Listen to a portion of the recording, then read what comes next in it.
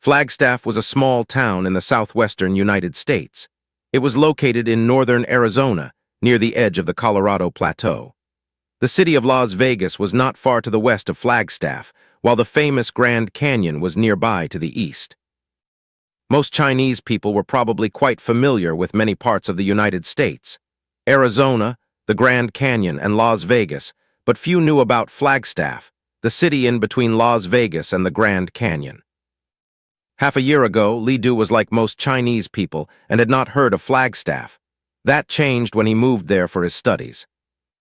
Flagstaff was not well known in either China nor America, but it did have several good universities, such as Northern Arizona University and College America at Flagstaff. The school that Li Du came to study at was called National College at Flagstaff. The name of the school was only a single word away from the name College America in Flagstaff, but the quality of education was vastly different. College America at Flagstaff was an affiliated campus of College America with a great reputation as a privately funded university, and it offered undergraduates' bachelor's and master's curriculums. As for National College at Flagstaff, it was really just a diploma mill that Li Du was tricked into attending for his master's degree. Barely half a year after he paid his tuition for the first semester, the school was closed for an investigation. By then, the board members of the school and the employees in the admissions office had been long gone and left behind a bunch of international students who were summarily driven out of the campus by the police. Li Du was one of the lucky few who had his own place to stay. The dorm was too crowded and chaotic, and in order to focus on studying, Li Du rented out a room in an apartment and lived off campus instead.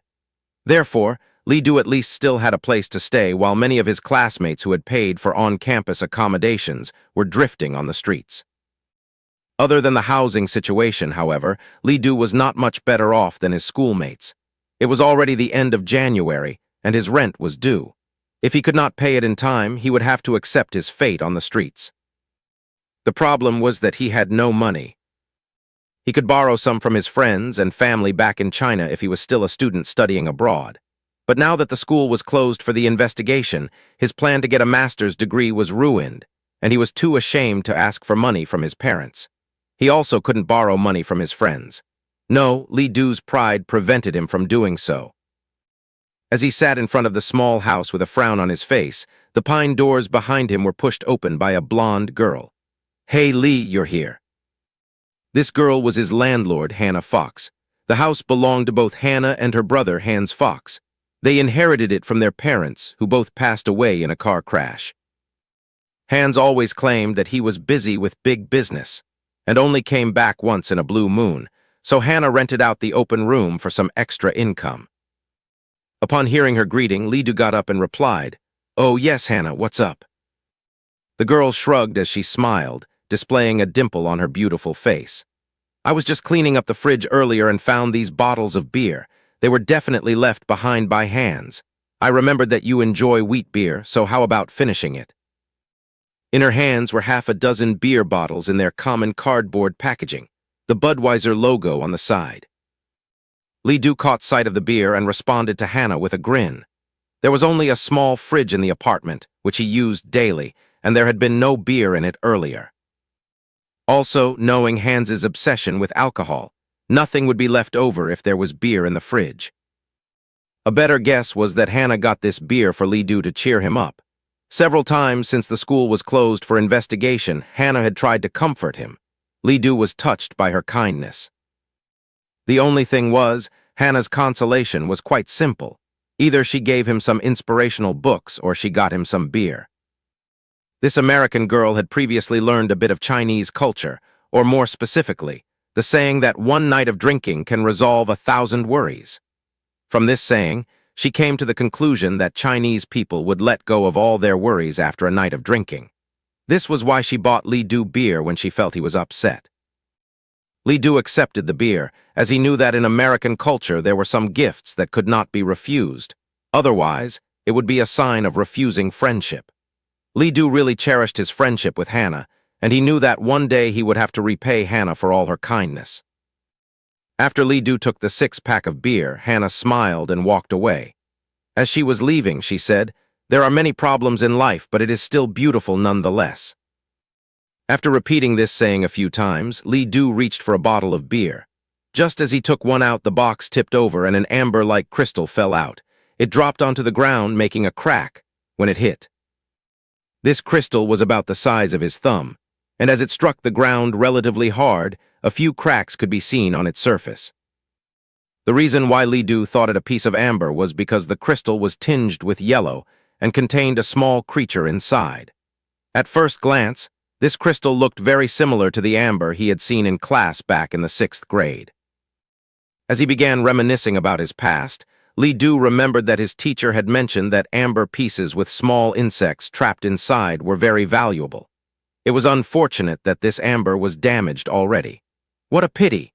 He thought that it could possibly be worth as much as 2 months of his living cost. The crystal had hit the ground quite hard, and when he picked it up, it fell apart and revealed the purple bug inside. The bug had the shape of a grasshopper, about 2 centimeters long. It had an eccentric outer appearance and had compound eyes just like a grasshopper. There were only 2 legs with strange marks under its belly and no wings on its back. It looked to be quite clumsy. As Li Du had never seen this kind of insect before, he picked it up to take a better look. Just at this moment, something unbelievable happened. The bug's claws twitched, and it seemingly had its vitality restored as it struggled to break free from his fingers. He did not have time to process what was happening when the little bug jumped on his hand and lowered its head. And just like that, it slowly dove into his palm. Seeing this, Li Du became so terrified that he almost peed in his pants. An amber-encased insect resurrecting was already frightening enough, but this bug had taken it a step further by driving itself into his skin, just like what happened in the movie Alien, leaving behind a tattoo-like mark. Letting out a scream, he stumbled into the house while shouting, "Hannah, call 911, please. Help, a bug just dug itself into my hand." His scream sounded so miserable and scared that Hannah came out from her room with a terrified look on her face. What bug?" Li Du opened his hand and said, "This one, this bug in my palm." Hannah's expression immediately changed to bewilderment. "The bug in your palm? What bug in your palm?" Not only was there a bug, but that bug was even wiggling. It seemed unwilling to remain calm after getting into Li Du's palm. Now it was trying to get out again, leaving half of its body poking out of his skin. Li Du pointed to the half-shown bug and mumbled in terror, "This one, this purple bug, can't you see it?" Hannah's expression immediately turned even more terrified than Li Du's. Then she started to slowly back away and said, "Li, I know that it is hard for you to accept the closing of your school, but I've always thought of you as a warrior, a very tough individual." Li Du instantly interrupted her. "I know what you mean. You think I've lost my mind, but Hannah, I haven't. It's just that my school was closed. That wouldn't cause me to go crazy." *T, it came out again. Just as he was shouting, the bug slowly crawled out of his skin, jumped onto the floor, stood up on its legs, and began to walk on the ground like a human. Thankfully, it landed next to a drain. Without paying much attention to where it was going, it fell down the drain. Li Du watched it fall and felt a wave of relief. Oh good, the bug fell down the drain. Subconsciously, however, a thought popped into Li Du's mind. What's in a drain? Wastewater that can quickly drown the bug. However, just as he thought of this, an even more unbelievable event occurred. Just as the thought of, "I wonder whether that little bug was drowned," occurred in Li Du's mind, his vision suddenly swayed and then went dark. At that moment, he was standing at the doorway of the house, and he should have been seeing the view of the front street, but instead, he saw a giant steel fence looming in his sight. That change was truly mind-boggling, and he was suddenly stumped. With a surprised jolt of his neck, he then saw that around him were moss-covered brick walls, almost as if he was locked inside a jail cell. However, around him were also a few large leaves, massive stones, enormous utensils, and giant boxes printed with the picture of a grinning white-bearded man, KFC packaging. He suddenly understood.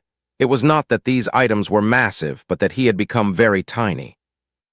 Lowering his head, he found that he was standing on a bottle cap. His entire body could fit into it. Coincidentally, there was also a piece of broken glass right next to him. Looking into the reflection, he was able to see his unexpected appearance clearly. Like the grasshopper, he had a violet-black shell, a set of large compound eyes, and only 2 legs. This wasn't him, but the bug that was previously in his hand. What he saw through were not his eyes, but rather those of that little bug. How can this be? What happened to me? Li Du thought in a moment of panic. Just as the thought popped into his head, his sight swayed again, and Hannah's face, filled with worry and panic, reappeared in his sight. He was normal again. As if sensing his abnormal behavior, Hannah asked carefully, "Li, how are you? Do you need me to call 911? Li Du also felt somewhat tired, so he waved his hand and replied, "Never mind, there's no need, but thank you, Hannah. I was just feeling a little weird. I'm feeling much better now." Hearing his reply, Hannah made the cross across her luscious chest. "Thank God, you should probably go get some rest." What Li Du truly needed to do at that moment wasn't rest, but investigate what had happened to him. After saying goodbye to Hannah, he returned to his own room. Like before, he imagined using the little bug's eyes, and immediately the sight of the drainage appeared in his vision again. And as he thought of returning to his own perspective, his vision changed back again, and he could see the NBA posters on the walls of his room. After 2 consecutive successful attempts at changing his perspective, Li Du began to understand what had happened. This little bug-like creature was originally encased in that amber-like crystal that he had destroyed. He had accidentally cracked open the crystal and freed the little bug. It subsequently entered his hand and began to share its vision with him. In other words, he had gained another set of eyes outside of his body. The mysterious thing was that it seemed that no one else could see this bug except for him. After another few sets of experiments, he found that not only could he use the bug as another set of eyes, but he could also control its body as if he had gained an insect avatar. During these experiments, he noticed that in the drain there were 4 or 5 $1 coins. He then went and opened the drainage grates. Appearing before him was exactly what he had seen with the eyes of the bug before. There was the little bug on top of the bottle cap, the KFC box, and the dinnerware. He then removed the trash and found 5 of the $1 coins buried underneath. Holding those coins, Li Du let out a small grin. At this moment, he thought that this little bug was quite useful. He could use the sight of bug to collect lost coins from the drain as his source of income and live on that. After pocketing the coins, he reached towards the little bug. The 2 legs of the creature were quite nimble. The bug immediately jumped up and landed on his hand. It then drove itself into his skin and left behind a dark violet bug-shaped tattoo in the center of Li Du's palm. After storing away the little bug, Li Du suddenly felt a wave of fatigue. Exerting all his remaining stamina, he dragged himself back to his room, crashed into his bed, and almost immediately fell into a deep sleep. When he woke up again, what greeted him was another pair of eyes. F***CK. Seeing another man's face right at his own, Li Du almost jumped out from the bed. Li Du's reaction also stunned the owner of the face, a handsome Caucasian who was about 30 years old. He had a pair of limpid green eyes and well-defined facial lines. Letting out a small shiver, the good-looking man complained, Hey, Chinese boy, why are you acting so aggressive? My name's Hans, you haven't forgot me already, right?" Li Du, of course, still remembered him. Hans Fox, Hannah's brother. He met him a few times in the past. Glancing Hans, Li Du was quite angry. "Hey, buddy, why are you in my room? Are you spying on me? This is an invasion of my privacy." Americans took personal privacy very seriously, so much that every year the American courts faced countless hearings stemming from privacy violations. Hearing his reply, Hans immediately retorted, "First, this is my room. If we are talking about personal privacy, then it is mine that was invaded. Secondly, Chinese boy, I bet that you were having a nightmare. Haha, your eyelids were fluttering. It was really funny." As Li Du calmed his heart down, he quickly looked towards his right palm, where the bug tattoo could still be clearly seen. At this moment, there was a knock on the door before Hannah entered and asked, "I heard a scream. Any problems here?" "Of course there is a problem," Hans cried. "My lovely sister, honoring the memory of our deceased parents, could you give me some respect? Can you please not carelessly give my room away to someone else?" Hannah ignored her brother's complaint and turned towards Lee Do. She was quite worried. Lee, how are you now? Damn it, you have been sleeping for close to 15 hours. Is something wrong? Lee Do did not expect this. Had he really slept for 15 hours? Realizing that he was being ignored, Hans complained again. Come on, can you please show me some respect? I'm making a request. I heard you, I'm not deaf, but what good is your request? I never have any idea when you will return, and every time you do, you only come back for some pizza and beer. I'm sorry, my brother, but if it wasn't for Lee renting your room, I wouldn't even have enough money for that pizza and beer, Hannah replied. Also, how can you still call this a bedroom with a straight face? If it wasn't for Lee cleaning it up, I would have thought that our house was a dump. Hannah was a white girl with a very sharp tongue. At her verbal attack, Hans could only roll his eyes. Lastly, tell me, how many hours will you stick around this time? Upon hearing this sentence, Hans looked quite upset. I'll probably be here for a long time. My huge business is currently facing a small problem. So how about the apartment that you shared with Diana? Hans hesitated and took a moment before answering. Who's Diana? Seeing Hannah's eyes almost afire with anger, Hans quickly brought up a smile and tried to ingratiate himself with his younger sister. Okay, I just remembered. Diana is that Irish girl with long legs. Well, we've broken up and the rent is way overdue. So you don't even have enough money for the rent? Hans let out a bitter smile. Like I said, there was a bit of trouble. Damn it, I was swindled by that son of a B*TCH and lost all my money. Now I can only rely on my sweet sister. Your sweet sister will always love her brother, Hannah said, but can only accommodate him in the living room.